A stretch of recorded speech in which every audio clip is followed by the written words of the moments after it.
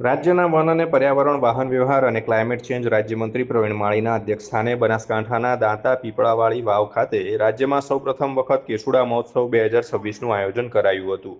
બનાસકાંઠા વન્યજીવ વિભાગ દ્વારા વસંત ઋતુના આગમનને વધાવવા અને પ્રકૃતિના અમૂલ્ય વારસા સમાન કેસુડા એટલે કે પલાશ વૃક્ષના મહત્વને ઉજાગર કરવા માટે જિલ્લામાં પ્રથમ વખત કેસુડા મહોત્સવ 2026નું ભવ્ય આયોજન કરાયું હતું.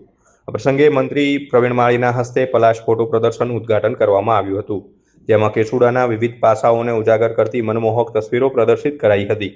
આ પ્રદર્શન પ્રકૃતિ પ્રેમીઓ અને ફોટોગ્રાફર્સ માટે આકર્ષણનું કેન્દ્ર બન્યું હતું. મહોત્સવમાં વસંતના આનંદને જીવંત રાખતા સાંસ્કૃતિક કાર્યક્રમોની સાથે કેસુડાના ફૂલમાંથી બનેલા કુદરતી રંગો, આયુર્વેદિક ઔષધિઓ અને પરંપરાગત ઉત્પાદનોના 15 જેટલા સ્ટોલ્સ પણ ઊભા કરવામાં આવ્યા હતા. મંત્રીશ્રીએ આ સ્ટોલ્સની મુલાકાત લઈ સ્થાનિક ઉત્પાદનોને પ્રોત્સાહન આપવા પર ભાર મૂક્યો હતો. બનાસકાંઠા ફોરેસ્ટ ડિપાર્ટમેન્ટ વાઇલ્ડલાઇફ દ્વારા આજે કેસુડા ઉત્સવ 2026ની ઉજવણી પહેલીવાર કરવામાં આવી છે. કેસુડો આપણી બનાસની ઓળખ છે. બનાસના જંગલોની અંદર કેસુડા એક ઇકોનોમી તરીકે પણ કામ કરે છે. આદિવાસી ભાઈ બહેનો પોતાની રીતે પગભર નિર્ભર થાય તેના માટે પણ કેસુડો અતિ મહત્ત્વનો છે. રમણીય તો લાગે છે, એની સાથે સાથે કોઈના જીવનની અંદર એ અજવાળું પણ પાથરે છે. એટલે એને લોકો સુધી પહોંચાડવા માટે આજે વન વિભાગે જે ઉત્સવ ઉજવવાનું કામ કર્યું છે તેને હું હૃદયપૂર્વકના અભિનંદન આપું છું.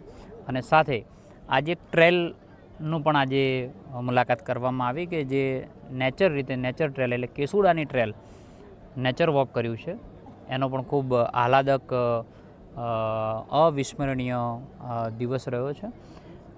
ગુજરાત અને પ્રકૃતિ પ્રેમી લોકોને, ગુજરાતભરના નાગરિકોને મારી વિનંતી છે કે બનાસ આવો તો એકવાર કેસુડાની ટ્રેલની અંદર આવવું જોઈએ. બનાસ આવો તો દાંતાના જંગલોમાં કેસુડાને જોવા માટે આવો. બનાસમાં આવો ત્યારે અહીંના આદિવાસી ભાઈ બહેનોના જીવનમાં કંઈક અજવાળું પાથરીને જઈએ, તે માટે તેમની બનાવેલી વસ્તુઓને પણ આપણે ખરીદીએ તેવી હું વિનંતી પણ કરું છું.